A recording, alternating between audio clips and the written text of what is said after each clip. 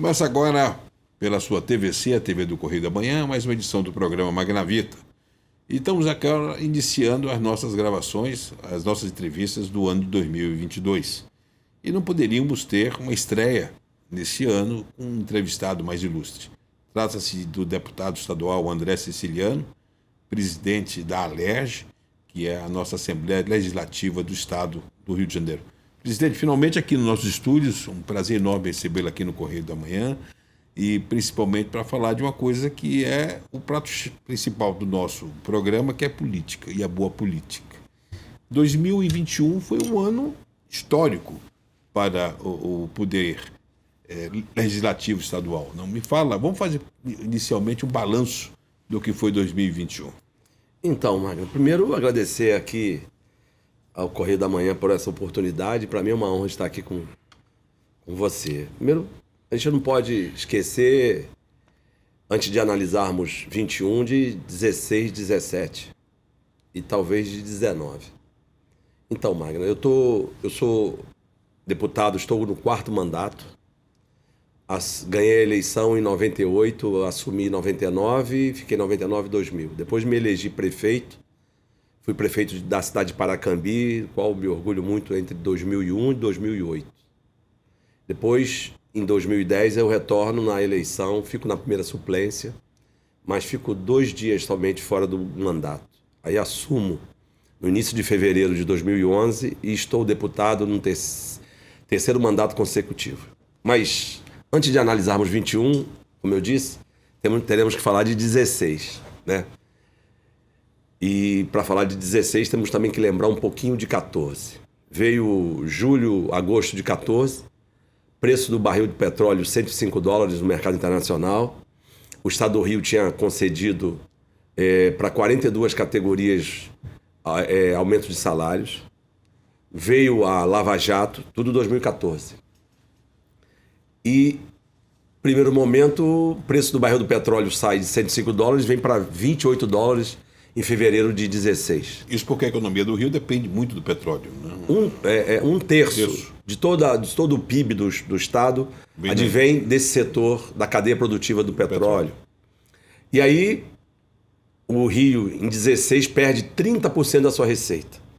E mais, agravada pela Lava Jato, que eu, bem na verdade, sou a favor, mas sou a favor que possa penalizar ou investigar as pessoas físicas, não as jurídicas, porque o que a gente viu foi, na área da engenharia nacional, foi a quebradeira das empresas de engenharia. Para vocês terem uma ideia, Magna, em dezembro de 14, o Brasil tinha 83 mil empregos no setor da indústria naval. Dezembro de 14, 83 mil. Dezembro de 15 tem 52 mil. Em 2002, tinha 3 mil empregos no setor da indústria naval. E a Lava Jato paralisa todas as obras, e o Rio tinha uns canteiros de obras imensos, quando os técnicos da Petrobras não queriam nem atestar a obra. Então, perdemos 30 mil empregos da indústria naval diretos em um ano. Então, vem 16, o barril do petróleo chega em janeiro para fevereiro, $28, e o Estado perde 29, quase 30% da sua receita. O Estado começa a atrasar o salário, 2, 3 meses, algumas categorias, dos inativos também, dos aposentados. Entra 17, a Assembleia votando medidas difíceis, duras. Final de 16, nós tivemos uma ocupação na Assembleia, porque nós começamos a votar, por exemplo, o aumento de alíquota de ICMS de bebida e cigarro já em 16. Depois demos a autorização via Assembleia para que o Estado pudesse tomar um empréstimo de 2,9 bilhões de reais e dar como garantia as ações da SEDAI. Nessa mesma mensagem, nós aprovamos a venda da SEDAI e eu votei a favor, naquele momento. Votamos aumento das alíquotas previdenciárias dos servidores, de 11 para 14. Também aumentamos o do governo de 22 para 28. Votamos teto de gasto. A Assembleia viveu uma guerra. Nós votamos essas mensagens ao som de bomba de efeito moral, bala de borracha, gás de pimenta e a Assembleia cercada. Passamos assim...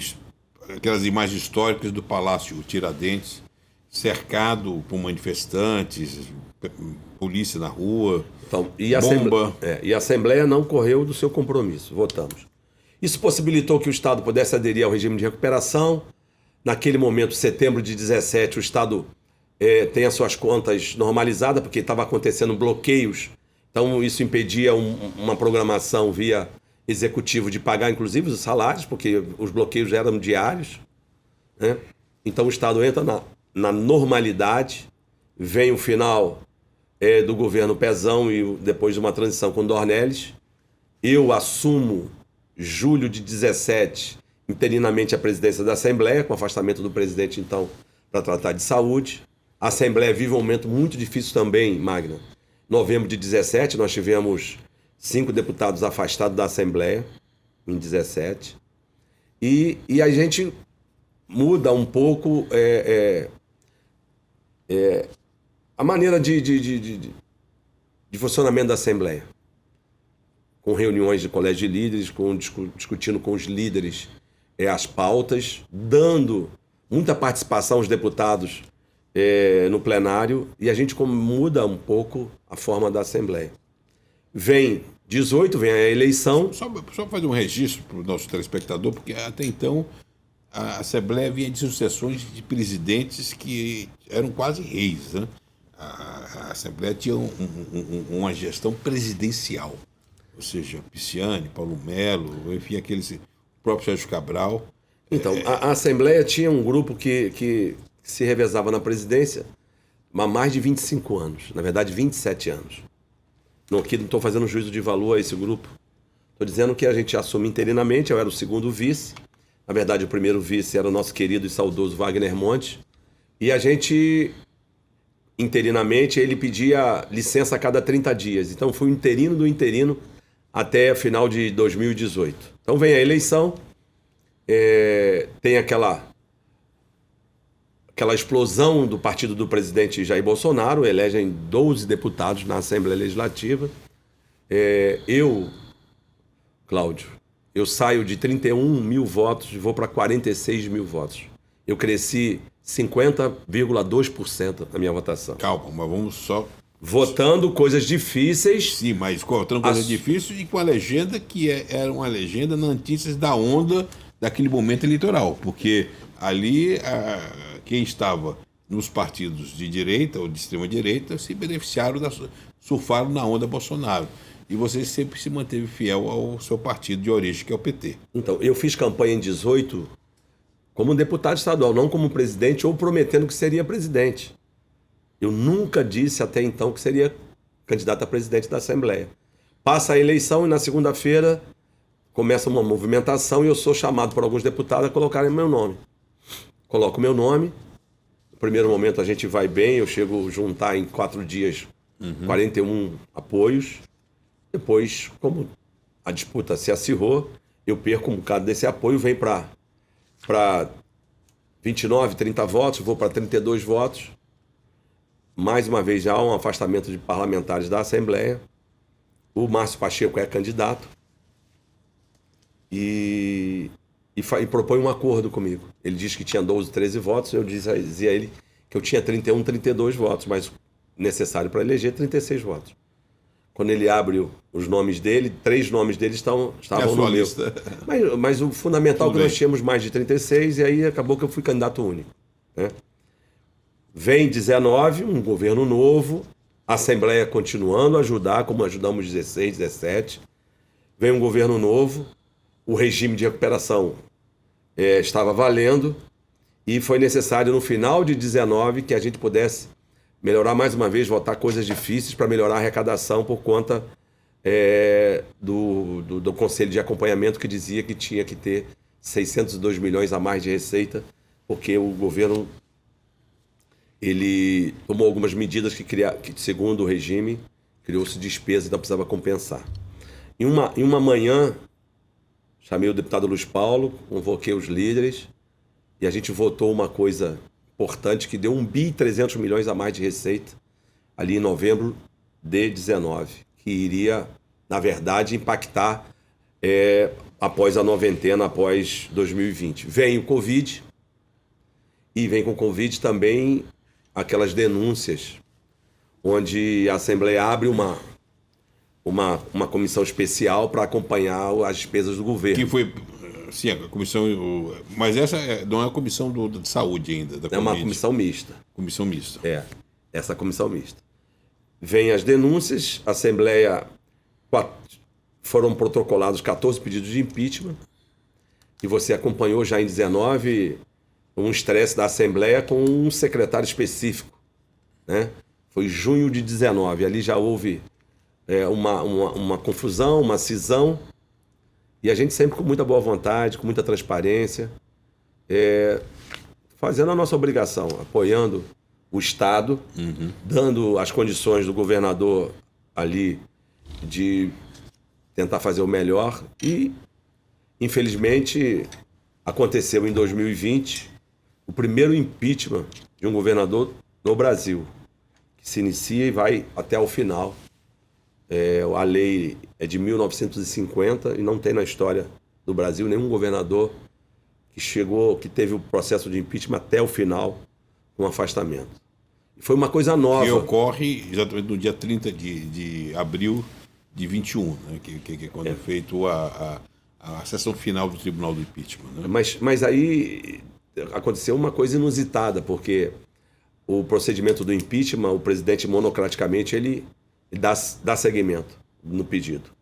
E o que aconteceu é que eu fiz uma consulta aos deputados online no Zoom, sem ninguém ter notícia do que seria votado. Só pedi uma mobilização para que todos estivessem online naquele dia, e eu botei para votar sem ninguém ter avisado, sem pedir voto para ninguém. Pois bem, votamos 69-0.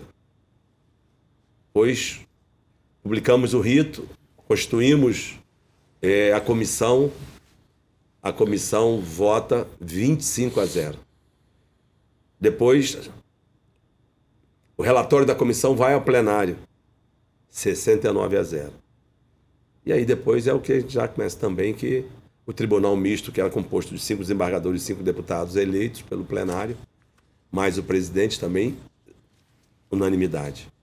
Então o Estado passou, e é bom que se diga, Magno, 20 e 21, até o final do processo do impeachment, do procedimento, o Estado normal.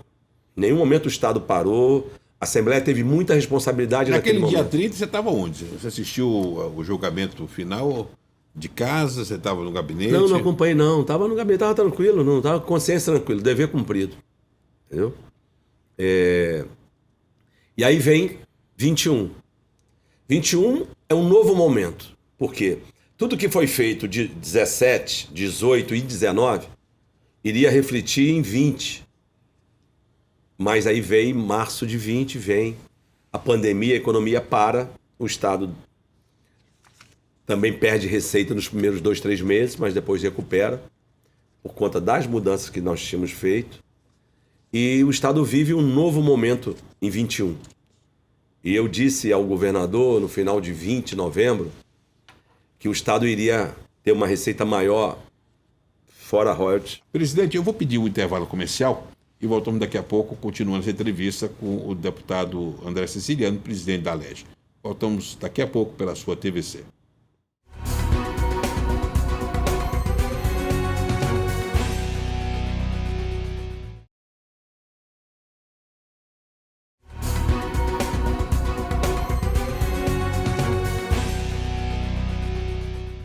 E voltamos com o programa Magnavita pela sua TVC, hoje entrevistando o André Siciliano, presidente da Alerj. Deputado, até então o Cláudio Castro, até agora nós não falamos em nome, isso é muito legal. Não. Eu acho muito positivo isso, porque você está mostrando a relação institucional. Um poder trabalhando pelo Estado, quer dizer, o poder legislativo trabalhando pelo Estado. Mas só chegando desse afunilamento, você tinha como governador afastado o Wilson Witzel, e você tinha em exercício o vice-governador Cláudio Castro. Então você fala naquele final de 20 que os reflexos de todas essas medidas duras que foram tomadas a partir de 16 e da recuperação judicial, enfim, começariam a dar reflexos no ano Na verdade seguinte. começa a dar a partir de setembro de 20. você comparar as receitas, você vai ter quase R$1 milhão já em outubro. Comparando outubro de 20 com outubro de 19, você vai ter mais só no ICMS mais de 1 bi. Em novembro eu disse ao governador Cláudio, falei, governador, próximo ano o senhor vai ter entre 10 e 12 bi a mais de receitas sem royalties. Só as receitas que a gente já fez uma projeção. Eu acompanho diariamente a receita e foi um pouquinho mais de 12 bi. Se nós somarmos toda a receita, mais SEDAI passa de 25 bilhões de reais. Na verdade, o Estado arrecada 91 bilhões de reais em 2021. 90 bilhões e 900 milhões de reais. Então, o Estado vive um novo momento e vem a pandemia, ela tem uma segunda ou uma terceira onda em março também de 21, e de novo vem aquela coisa de parar a economia, a fome, o desemprego, e a Assembleia apresenta um projeto de minha autoria chamado Supera RJ, que é um projeto de transferência de renda, onde as famílias recebem entre 200 e 380 reais para um auxílio. Né? As famílias que estão naquela condicionante do Bolsa Família. Esse projeto também, ele que é aprovado, ele também prevê um empréstimo de até 50 mil reais pela AG Rio, com juros zero, com 1 ano de carência e 10 anos para pagar. Tivemos,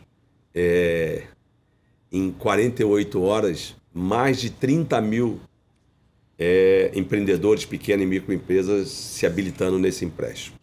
Então é um empréstimo que visa também dar um fôlego para aquela pequena empresa, para aquele pequeno empresário, para aquele restaurante, para aquele bar de 3, 4, 5 empregados que têm a necessidade de ter um recurso ali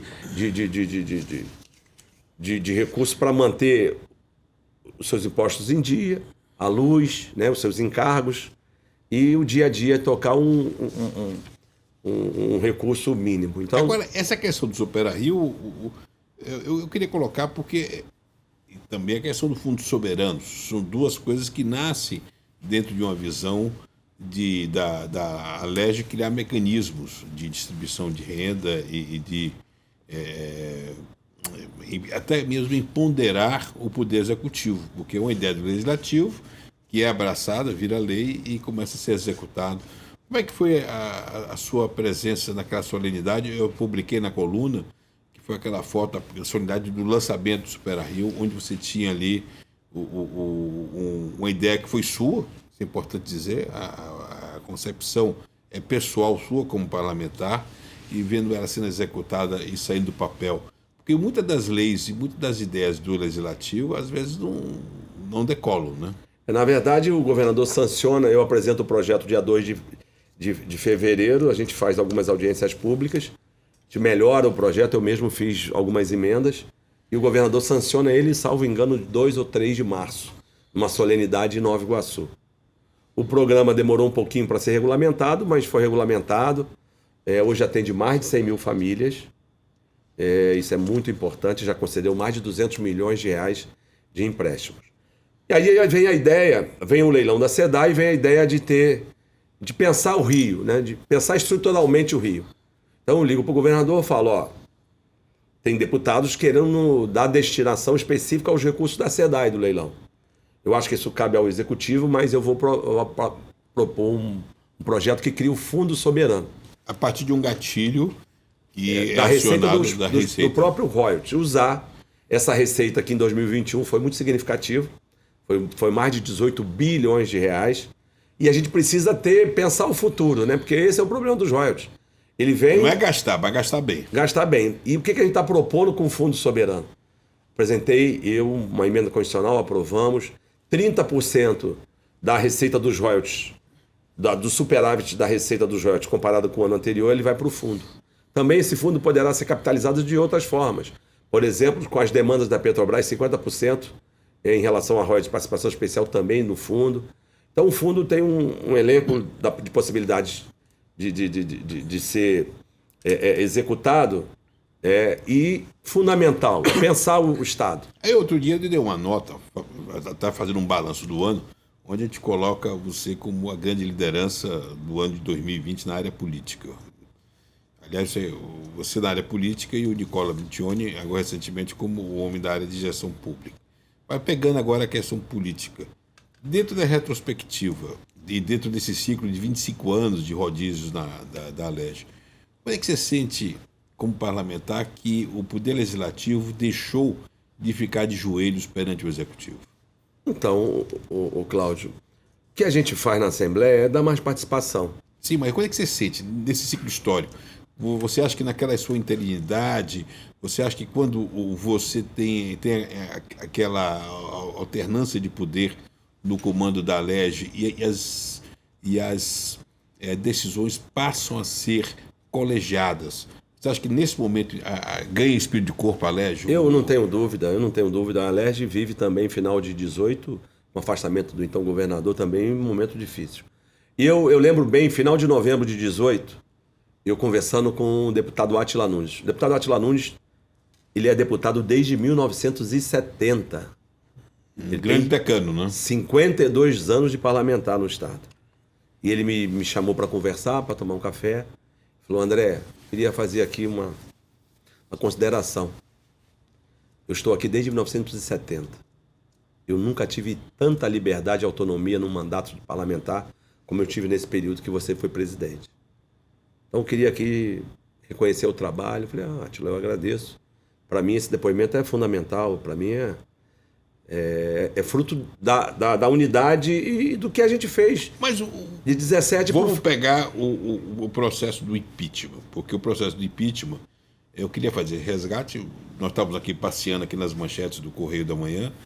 Acredito que não tenha jornal que tenha se debruçado mais sobre esse tema, até pela independência que o Correio nasce como um jornal totalmente de oposição ao governo de então, que era o governo Witzel.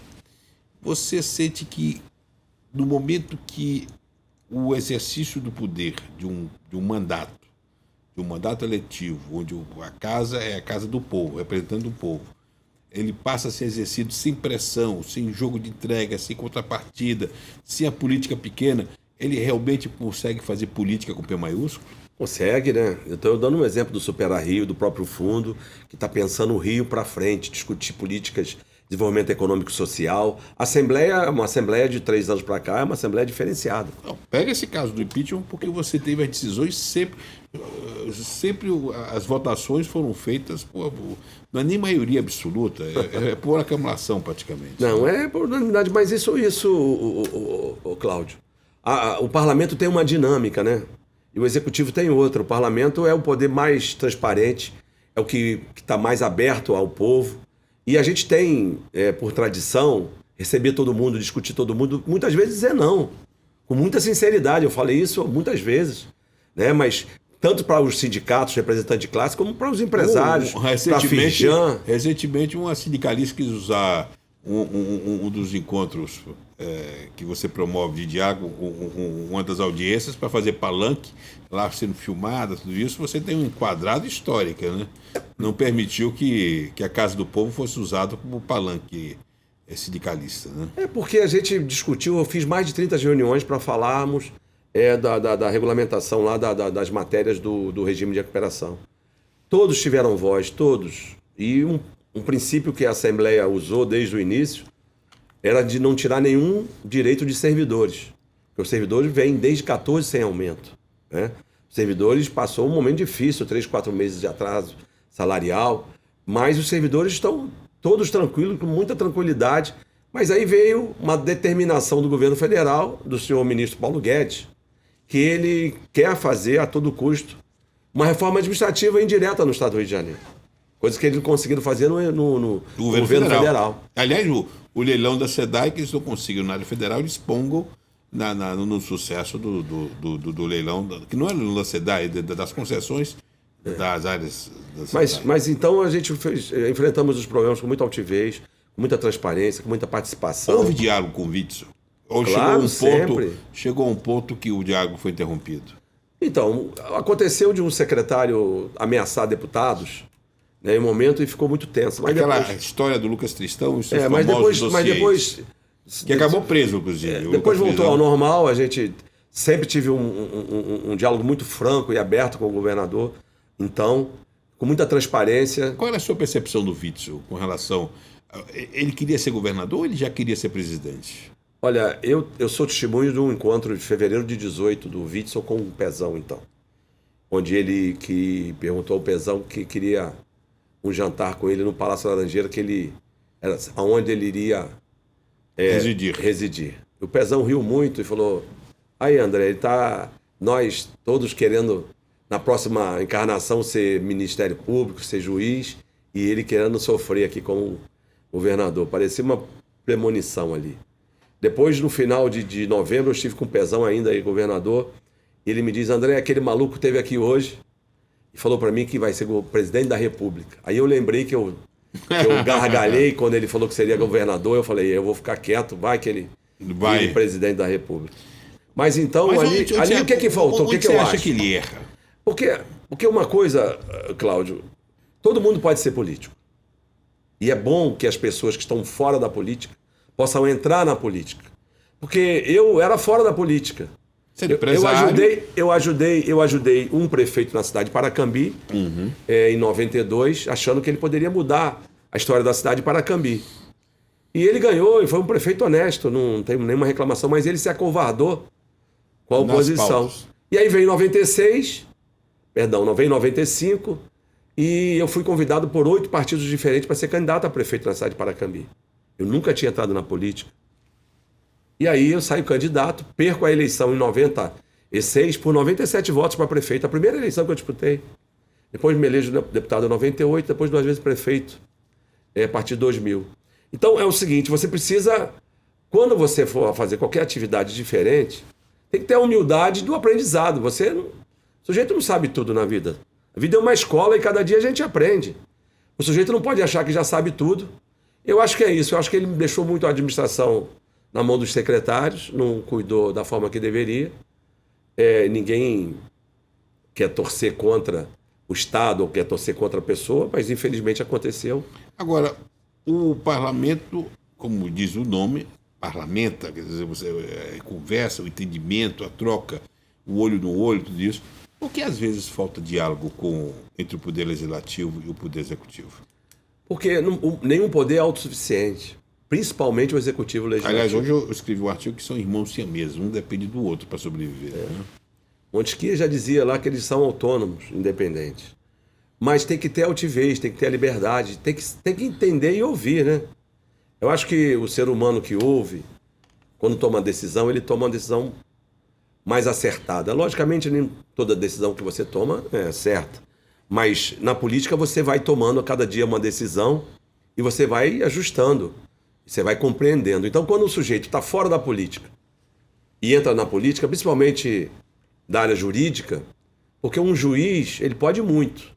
Ele pode prender, pode soltar, ele pode dar as decisões dele, muitas das vezes, monocraticamente, o juiz de primeira instância. Sim, aí tem as instâncias revisoras. Tal. Mas ali é uma decisão solitária, né?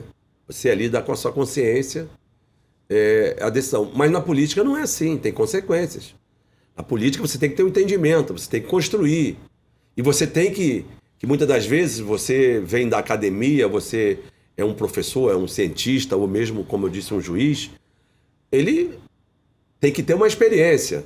Até para delegar, você tem que saber alguma coisa, tem que ter alguma experiência. Mas aquele secretário que você tem resistência de dizer o nome, o Lucas Tristão, ele disse que deputado era igual Jujuba, que se comprava na esquina. Dessa vez ele errou feio, né? Porque essa Jujuba dele, a tentativa de abdução, de comprar o parlamento, essa página foi virada há muito tempo na Alerj, não? Eu não tenho dúvida, Cláudio.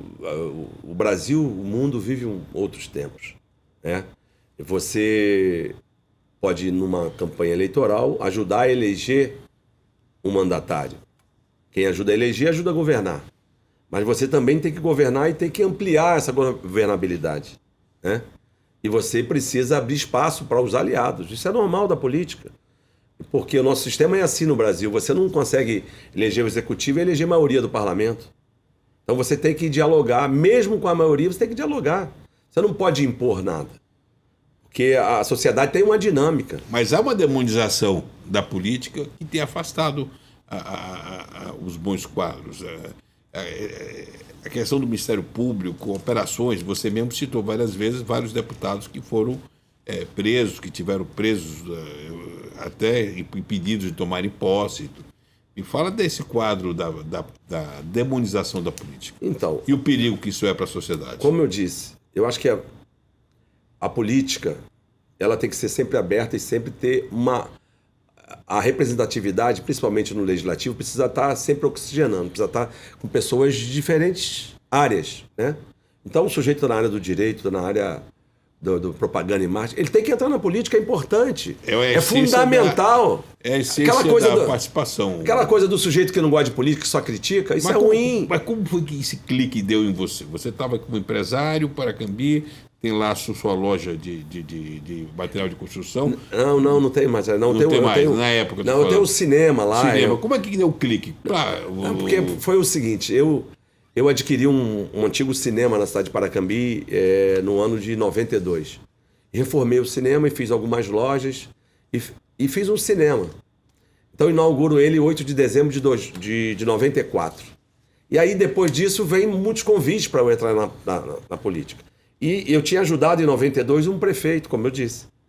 Então eu falei assim, não, eu ajudei, acho que não foi o que eu esperei. Então agora eu vou entrar na política. Eu acho que todo mundo tem que fazer isso. Mas só criticar.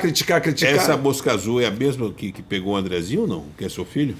Meu filho quer ser candidato. Ele quer ser candidato desde muito novo, desde 10, 12, 14 anos que ele fala que quer ser político. E contra a minha vontade, porque eu não quero que ele seja. Porque a atividade política é inglória, Cláudio. Ela é inglória. É só olhar o que aconteceu com o Lula. Não, muitos. Você vê a história aí, Então é uma atividade... Eu tenho um amigo que eu gosto muito, que diz que... Eu chamo ele Délio Leal, o filósofo. Ele diz que a única atividade do ser humano que deixa o inteligente burro é a política. E ele tem um certo sentido. Porque você entra na política, você não quer sair, você acha que vai ganhar a eleição, que já ganhou, faz conta e não sei quantos, e às vezes você não percebe que tem uma outra dinâmica, tem que ouvir, tem que conversar. Eu acho Aqueles que 96 votos que faltaram, você conseguiu visualizar quem que não votou? Não, mas eu tive muitos votos cancelados por escrito, com declarações, com batom. Batom? E na ocasião, assistindo o programa aí. O que eu sempre digo, Cláudio? Na política eu já ganhei eleição, eu perdi eleição. E toda vez que eu perco a eleição, eu digo, eu tenho que trabalhar mais. E digo mais, eu não ponho culpa em ninguém. Temos que trabalhar mais e eu digo sempre, Deus sabe todas as coisas. Eu perdi a eleição de prefeito em 2016, depois viro presidente interino, viro presidente da Assembleia. E cheguei como presidente da Assembleia sem menosprezar ninguém, sem maltratar ninguém, sem pisar em ninguém. Sempre com muito trabalho, humildade, muito diálogo. Eu acho que esse eu acho que o segredo do sucesso. Presidente, eu vou pedir mais um intervalo comercial e voltamos para encerrar essa entrevista com o André Siciliano, presidente da Alerj. Voltamos daqui a pouco.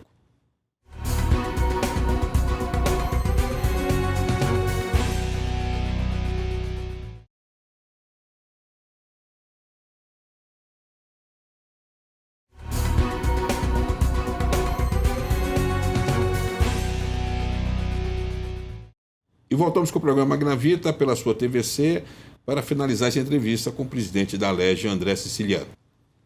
Agora, eu nunca ouvi alguma história, logo após o impeachment, é evidente, o governo Cláudio Castro estabelece de forma definitiva e as pessoas falavam, André Siciliano é sócio do governo, André Siciliano tem participação no governo. Eu nunca identifiquei nenhum pedido seu, nenhum tipo de pleito seu ou pressão sua para conquistar. Aliás, nós estamos gravando aqui essa entrevista num dia que um ex-governador solta um vídeo que todo mundo já sabe que aquilo dali é um recado, porque faz parte de uma engenharia política para fazer uma nomeação lá para o DR. Enfim, a gente sabe e traduz, mas eu nunca vi isso falar com você. Qual é o jeito de André Siciliano de indicar, de estabelecer, vamos dizer, as indicações do seu quadro dentro do Poder Eu vou dar um exemplo. Hoje tem um secretário que é o Max. E que numa conversa com o governador eu falei, eu acho que o senhor deveria nomear o Max, porque o Max traz um partido para você, um tempo de televisão considerável. E o Max é uma pessoa que conhece a máquina. O Max já foi prefeito. O Max Lemos. Max Lemos. Então, ele vai ser bom para o governo. Agora, fica à disposição. E eu dei essa opção de indicação. Eu acho que foi acertada, porque se tem uma área que está andando, é a área do Max. Então, sem nunca exigir isso ou aquilo, uma contrapartida, você não vai ver em nenhum momento, Cláudio, todo esse período, quer seja no período que eu fiquei presidente com o Pezão, com o próprio Witson, o próprio Cláudio Castro, dizer, vou fazer isso por conta disso, uma contrapartida nunca, graças a Deus. Todas as conversas que eu tive com os três, eu diria, podem ser publicamente exposta. Mas no caso do Castro, tem tido alguns curtos-circuitos nessa relação. E todos esses curtos-circuitos, que são às vezes muito primários, eles acabam se resolvendo no olho quando vocês sentam para conversar. Porque às vezes não atender com o telefone, não conversar, significa fazer um gesto político. O seu poder de sedução não resiste a um olho no olho, ou o poder de sedução do Cláudio também não resiste a um no olho, é porque vocês se gostam muito. Eu tenho respeito pelo governador Cláudio Castro, só que eu acho, Cláudio, que primeiro, quando você combina uma coisa, tem que cumprir. Você pode até chamar e falar, aquele combinado não é bem assim, e não dá para fazer assim, mas não dá para você fazer compromissos, por exemplo, publicamente, como eu fiz na Assembleia. Você honra seus compromissos? Graças a Deus, até hoje, todos. Não dá para fazer os compromissos como nós fizemos lá do IPCA, do próprio Fundo Soberano, e depois, unilateralmente, você ter esse compromisso mudado, sem uma conversa. Porque, na realidade, são presidentes de dois poderes. Não, mas nós temos a nossa autonomia. Autonomia, sim, mas... Está certo, como eu disse. Mas quando cria assim, uma agenda comum, é uma agenda comum. Os dois vão trabalhar para aquilo. Né? Então, o governador tem a dinâmica dele, do executivo, a responsabilidade dele, nós temos a nossa. Quais são os pontos positivos do Cláudio Castro? Como é que você... O que você acha? Eu acho que isso tem que dialogar. Agora, ele é o homem do diálogo. Como ele tem pouca experiência administrativa, e é claro que tem pouca experiência na administração, na máquina, ele precisa se cercar de pessoas que possam dar um caminho para ele, para que ele possa cumprir os compromissos. Bem, na verdade, é esse. Não dá para você fazer um compromisso público e depois você voltar atrás. Nós temos a questão do IPCA, nós temos a questão do Fundo Soberano, porque não dá para o Estado arrecadar 25 bilhões de reais a mais. Ou seja, pode até voltar atrás, mas tem que saber voltar atrás. É só sentar e conversar. Aquele compromisso. Eu fiz um compromisso de corrigir o salário com o IPCA, de 6 de setembro a 31 de dezembro de 21. 50% em 22, 25 em 23, 25 em 24. Nós estamos falando especificamente do caso do IPCA. Da área da segurança pública. Não, nós estamos falando da correção salarial dos servidores. Eu falei para ele que eu ia apresentar o projeto, ele ok, quando voltou para votar, tive que ir lá e renegociar. Renegociamos com a presença do secretário de governo e do secretário especial, que é o Abel. Apalavrou, agora já voltou atrás. Fundo Soberano. Mas você foi avisado que ia voltar atrás? Não, eu fui pego de surpresa por uma entrevista na Rádio Tupi. Mas ele é o executivo, ele tem a responsabilidade dele, ele sabe dos compromissos. Mas custava ter te ligado? Não, mas isso é de cada um. Isso é de cada um. Eu não quero aqui. Se você fosse governador, você ligaria para o presidente da LERJ, numa situação dessa? Mas sempre a melhor forma é conversar, Cláudio. Sempre é conversar. É verdade que marcaram um jantar com você e esse jantar, você ficou no restaurante esperando e eles não apareceram? Não é isso. Na quarta-feira que antecedeu o Ano Novo, eu tive uma conversa com o secretário. Ele falou, não, amanhã nós vamos jantar. Eu falei, não vamos, rapaz. Não promete que você não pode cumprir. Não vamos. Eu falei, então grava aqui. Gravou. Depois tivemos algumas testemunhas. No outro dia nem ligaram. Mas isso é da vida, tranquilo. Mas você não acha que isso aí é um varejinho dentro de algo maior? Por exemplo, a gente lê o noticiário e a gente vê simbólico, André Cláudio. Siciliano, segundo Eduardo Paes, você seria o melhor governador do Rio. Ele já te ofereceu a legenda dele várias vezes. Outro dia, Ricardo Bruno também soltou que você estava indo conversar com o Lula junto com o Eduardo, que voltaria governador do Rio. Você não acha que quando você coloca isso, Você não. Quando a mídia coloca isso, ou terceiros colocam isso, e você tem um governador que está buscando a sua reeleição e que é um cara na política com menos experiência que você. Isso não apavora, não cria um estremecimento que poderia ter sido evitado se cada um respeitasse o destino de cada um no jogo político? O Que é um Cláudio, direito seu ser candidato. Cláudio, eu tenho... A senador, a deputado, você buscar um mandato é um direito seu, correto?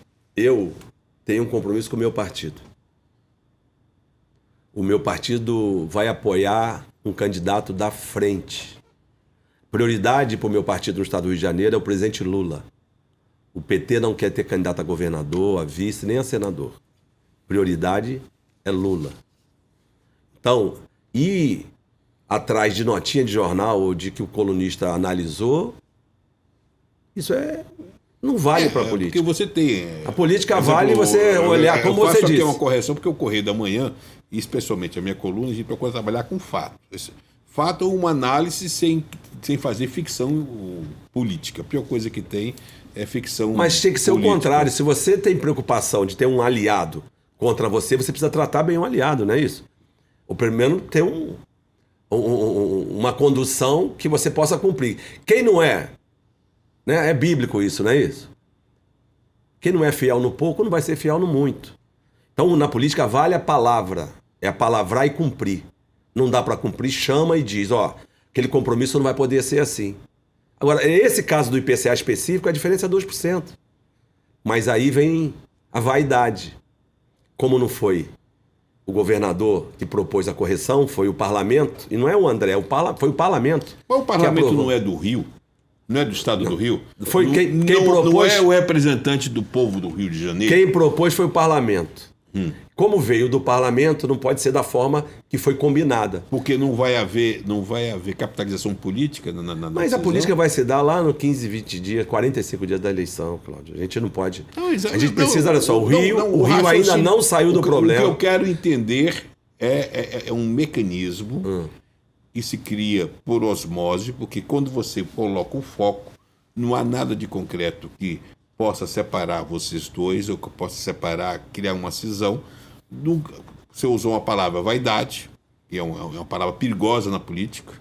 Aliás, eu sempre disse aos meus amigos que eu sou filho de funcionário público, sempre fui gordinho, então eu não tenho problema com vaidade, porque eu me olho no espelho e me acho lindo. Quer dizer, não tenho esse problema de ficar com vaidade boba. Mas a vaidade boba é uma coisa primária. Um político de costado largo tem... Garotinho é vaidoso? Não, eu não acho o garotinho vaidoso, não. Mas Sérgio Cabral foi, né? Cada um tem as virtudes e os seus defeitos. Eu também tenho muitos defeitos, Paulo. Muitos defeitos. Quais são os defeitos do André Siciliano? Não, Você é birrento? Não, de jeito nenhum. Na política pode tudo, menos deixar de conversar. Agora, você não pode só querer conversar quando te convém. Você não pode só querer conversar quando você está... Se você não tem um diálogo, você não pode contar com ninguém. Quando convém quer dizer quando precisa. É isso aí. Procura quando precisa. É isso aí. E aí, mais uma vez, Cláudio, já dei várias demonstrações de ser uma pessoa do diálogo, de ser uma pessoa de procurar sempre o melhor para o estado do Rio de Janeiro, de defender o estado do Rio de Janeiro. Nunca você vai ouvir que o André botou a faca no pescoço de alguém para exigir isso em contrapartida de ter alguma... Ainda mais em relação ao Estado, ainda mais em relação à política. Então, é o diálogo. É para a vida, é para a vida. Não é só para a política, é para tudo. Né? Sujeito isolado... O governador está de Covid. Você protecou solidariedade a ele? Sempre. Deixa... Ele tem um pronto restabelecimento. Votação, Alégio. Você está sendo não digo crucificado, mas está sendo rotulado de querer um confronto que, como esse programa vai ao ar, está indo ao ar no próprio dia da gravação, isso seria amanhã, onde vai estar sendo reprisado, vai ter uma votação na Alege, houve a convocação especial. Você fez corpo a corpo com os deputados? Pediu algum voto? Não. Eu vou dizer, Cláudio, amanhã nós vamos votar uma mensagem muito importante que trata é do policial militar e dos bombeiros militares. O Estado do Rio de Janeiro viveu um momento muito difícil, 16, 17, como eu já disse aqui. O Estado perdeu muita receita e o Estado viveu um momento, eu diria que ninguém quer isso para ninguém. O Estado vive um novo momento. Um momento onde a arrecadação melhorou muito, onde o governo está anunciando e tinha que ter mais recursos ainda, 17 bilhões de reais de investimento. Então, tem um impasse amanhã que significa 312 milhões de reais. Que a Assembleia, por votação, decidiu que esses 312 milhões de reais seria 50% do impacto em 22. Isso dá de 2%, né, do volume de investimento do governo. 50% em 22 e 50% em 23. Porque eu encaminhei um acordo de um benefício que era 122 para 150%, que se deixasse votar ia aprovar 192%. E todo mundo, a base do governo, votaria também 192%. Eu também votaria. Encaminhei um acordo. E os policiais ficaram felizes, os bombeiros felizes. Mas como veio do parlamento, veio do siciliano, não pode. É isso, essa é a vaidade. E são os maus conselheiros. Na política ninguém tem razão 100%, mas tem que sentar e conversar. Não é isso? O ótimo é inimigo do bom, mas a gente precisa procurar o caminho do meio. Então, na Assembleia, amanhã vai ter uma votação importante. Eu não pedi voto a nenhum parlamentar. Eu só liguei comunicando... Mas o governo está exonerando secretários, fazendo com que eles assumam. Ou seja, os secretários que são deputados estão voltando para a Assembleia. Aqueles que não voltarem já foi dito que nem volta para a pasta. Ou seja, está se criando aí um cenário de confronto. Você acha que isso é salutar para o Estado do Rio de Janeiro? Claro que não. E esse confronto não vem da minha parte, pelo contrário. Na quarta-feira que antecedeu o Ano Novo, eu fui procurado pelo secretário, que disse, vamos vetar. Eu falei, eu quero que vocês, é o seguinte, se a gente derrubar o veto, vocês vão ficar bom. Isso não. Foi o secretário, não foi o próprio governador? Ele estava falando em nome do governador. E aí eu falei, não, vocês...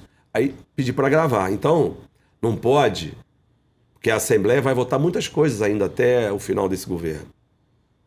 O governo passa, o Estado fica. Nós hoje vivemos uma pandemia, Cláudio. Nosso maior problema hoje é a pobreza, é a fome, é o desemprego no Estado do Rio de Janeiro. Como no Brasil. E o emprego dá dignidade às famílias. Nós temos família... Também você bota, nós temos famílias... Bota nessa equação o desemprego, mas é inflação, porque os preços estão proibitivos. Por isso a pobreza, por isso a fome e o desemprego. Isso vai passar, mas nós temos uma questão estrutural que é a segurança pública. Então, o Estado está com uma arrecadação muito significativa, o governador vai fazer investimentos em todos os municípios, tem que fazer mais e mais, mas a gente não pode, por conta de 312 milhões de reais, deixar de atender a segurança pública. Não existe segurança pública, Cláudio, sem o policial militar, sem policial civil, sem policial penal, sem o DEGAD, sem um bombeiro. Vamos fazer... Não existe segurança pública. Sim, mas vamos fazer aqui um exercício. Dentro de um panorama de um ano eleitoral.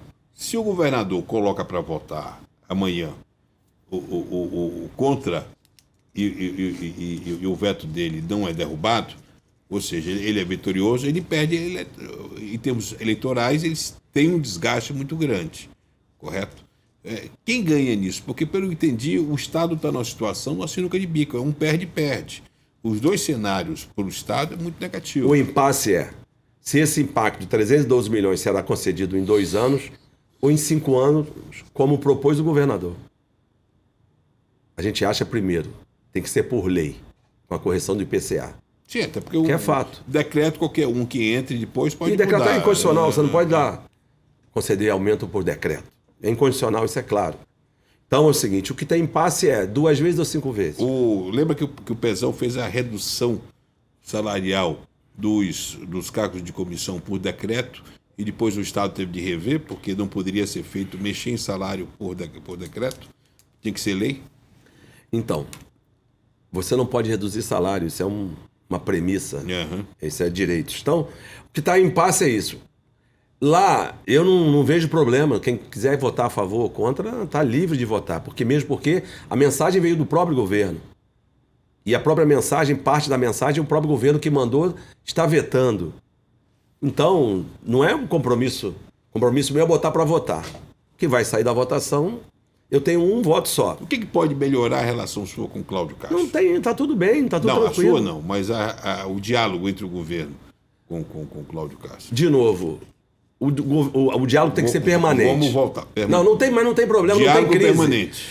Cláudio, não tem crise, meu irmão. Não, mas diálogo permanente. Não tem crise, com transparência e com sinceridade. Não dá para fazer compromisso e não cumprir. E outra coisa, nós estamos defendendo o Estado do Rio de Janeiro, Cláudio. Quando a gente ganha uma liminar que impede a Petrobras de aumentar em 50% o valor do gás que ela vende para a Naturgy, nós estamos defendendo o Estado. Quando a gente entra no Tribunal de Contas da União contra a covardia que querem fazer com o Galeão, nós estamos defendendo o Estado do Rio de Janeiro. A questão do Galeão, você deu um show, a LERJ fez a votação da questão da líquida e parece que as empresas aéreas não estão se beneficiando ainda com isso. Nós precisávamos ter uma vantagem, porque a agência transferiu 2/3 dos voos do Galeão para o Santos Dumont, para ter ali uma atração na hora da concessão do aeroporto. Eu sou a favor da concessão do Santos Dumont, mas ele não pode estar trazendo 3 aeroportos de Minas Gerais junto à sua concessão, quando o Confins foi concedido e foi só Confins. Exatamente. Uma comparação. Os 2 aeroportos do estado do Rio de Janeiro, os maiores, logicamente temos mais, Galeão e Santos Dumont, eles voam para 24 destinos no Brasil. 24 destinos. O de Minas Gerais, os 2, para mais de 40 destinos. Pois é. Então, quando você está reduzindo a movimentação do Galeão... Ninguém discute, até porque como eu sou especializado em turismo, a gente já defendeu muito aqui no programa. Mas a questão é o seguinte, por que o Estado não colocou em curso... Não, mas aí é uma outra questão. São 2 questões. Nós votamos lá a cassação da licença. Porque o governo não pode conceder uma licença ao Santos Dumont para quebrar o Galeão. E outra coisa, nós votamos a redução do ICMS da querosene da aviação. Nenhuma companhia até hoje conseguiu um benefício. Já regulamentou tem 3, 4 meses. Isso favorece ao Santos Dumont, favorece uma concessão que ainda vai sair nos próximos 90 dias. Até março será concedido o Santos Dumont, em detrimento do Galeão, que é um aeroporto que já foi a porta de entrada do Brasil. E olha, Cláudio, muitas das mercadorias que estão chegando no Rio hoje chegam de caminhão. Vai para São Paulo, pousa o avião e vem de caminhão, quando poderia estar pousando no Galeão, porque se você não tem um voo regional, você não tem um internacional. Sim, é conexão. Uma coisa alimenta a outra. Você lá tem um terminal de carga, um dos maiores do mundo, e você vai quebrar o Galeão. Mais de 20 mil empregos. Mas foi prometido que seria colocado em prática. O que está faltando exatamente é que a coisa saia do papel. E aí o apelo ao Nelson Rocha, aliás, o secretário Nelson Rocha está com Covid, espero que tenha um pronto restabelecimento.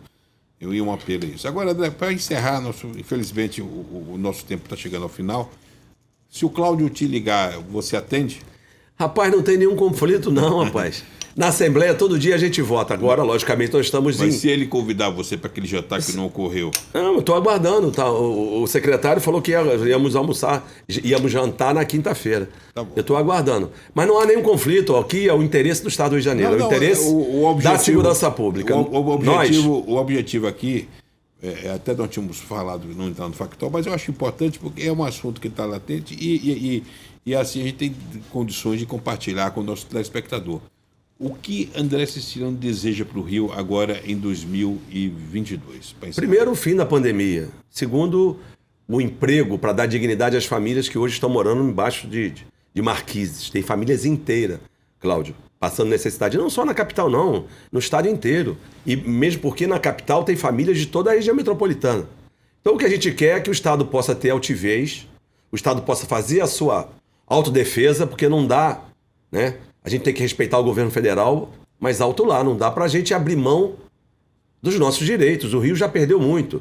Perde quando sai a capital, perde com a fusão. O Rio só perdeu nos últimos anos. Aliás, tem os ministros cariocas, o ministro Tarcísio Freitas, esse parece que tem algeriza o estado que é o berço dele, que é o Rio de Janeiro. Até fiz editorial no jornal, dizendo que só Freud explica o que ele tem feito. Aliás, o Rodrigo Bletten está publicando um artigo espetacular sobre isso no Correio da Manhã essa semana. Em relação ao Tarcísio, nós temos aqui uma indenização por conta da malha ferroviária de transporte de carga. Botou toda no metrô de Minas. 350 milhões de reais, dinheiro do Rio foi para o metrô de Belo Horizonte.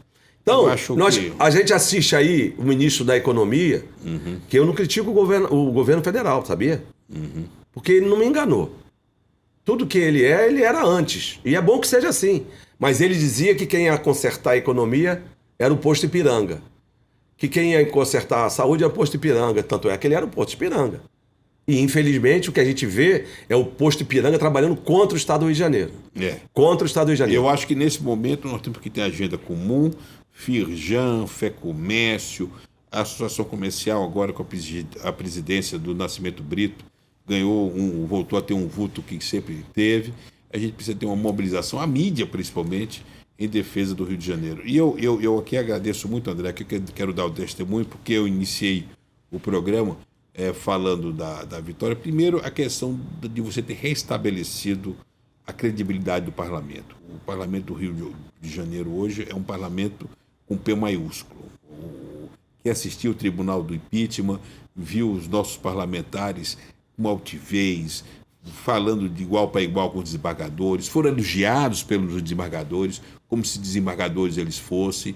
Enfim, e nós temos agora um compromisso eleitoral com o encontro com as urnas, que eu espero que o eleitor valide essa política com P maiúsculo. Você fez a Alerj sair para uma sede nova, gabinetes de primeiro mundo, enfim, são vitórias que estão acumuladas, e principalmente a questão de você ter conduzido a Alerj com absoluta imparcialidade na questão jurídica irretocável. Não teve um ato da sua gestão no procedimento de impeachment que não tivesse a chancela depois das mais altas cortes, pela condução que você teve. Eu acho que isso tudo, esse testemunho que eu estou dando aqui, telespectador, também seria o contrário. É importante porque a gente não pode nunca esquecer que a política é a solução, não é problema. E quando você tem, no estado como o Rio, o seu poder legislativo se reorganizando e compartilhando, fazendo uma gestão compartilhada e tendo um presidente do legislativo como o André Siciliano, a gente começa a ficar tranquilo. Por isso que a gente reza muito para que você, o Cláudio, tenha essa sintonia plena aí. Primeiro, não tem nenhum problema e conflito. Né? Nós não vamos concordar sempre. E bom que seja assim. Não, que bom que seja entendeu? assim. E ele tem lá os compromissos dele de executivo, nós temos o legislativo. Agora, tem uma coisa que é fundamental, é a defesa do Estado do Rio de Janeiro, Cláudio. Essa tem o Rio de Janeiro precisa ter essa unidade. A bancada federal dos deputados, dos senadores, dos ministros, dos representantes. Agora, não dá pra gente olhar e ver, como você mesmo falou, o ministro tirou 350 milhões de reais daqui e foi para Belo Horizonte. E ninguém Nós estamos reclama. com o risco do Galeão. Ninguém reclama. Tem a associação comercial, o José está muito bem, né? O Portinho está bem, mas a gente precisa ter uma unidade. A gente precisa fazer a defesa do Estado do Rio de Janeiro. O Rio de Janeiro discute, Magno, as questões nacionais. E a gente discute pouco o Rio. Está na hora da gente discutir e defender o Estado do Rio de Janeiro. E é por isso que o Correio da Manhã é assumidamente um jornal do Rio, para o Rio e em defesa do Rio. A gente assim mantém. André, muito obrigado. Um prazer enorme realmente estar com você aqui. O respeito que o jornal tem pelo seu trabalho e pela forma que você conduz o Legislativo merece esse reconhecimento, e abrindo assim com chave de ouro esse ciclo de entrevistas nesse início de 2022. Primeiro, agradecer a oportunidade, Cláudio, de dizer que ninguém faz nada sozinho. Trabalha conjunto da mesa diretora, de todo o parlamento, de quem é base do governo, de quem é oposição do governo, todo mundo ajuda. Então, de novo, cada um tem o seu compromisso de executar, o outro de fiscalizar, de legislar. Algumas vezes vamos estar em algumas pontas diferentes, mas ninguém tem que concordar sempre, mas sempre querendo o melhor para o Estado do Rio de Janeiro. Então, meu muito obrigado aqui, espero ser convidado outras vezes para estar aqui. Vai, porque a agenda que ficou faltando para a gente falar é enorme, mas é importante. E até porque, como esse é um ano de validação eleitoral, é importante ter espaços como esse para que o eleitor, e pela TVC, não apenas pelas redes sociais, mas pelo canal 16, de Petrópolis, Teresópolis, Friburgo, ali Paraíba, Três Rios, também Paraíba do Sul, nós estamos também em Partido Alferes, e pelas redes sociais para o Brasil, o programa Magnavita pela sua TVC. Muito obrigado, André. Chegamos ao final desse programa especial hoje, um programa que está fazendo a sua parte e rezando para que o Rio seja prioridade nas nossas agendas como hoje nós mostramos que a Alerj tem feito isso. Até a próxima entrevista pela sua TVC.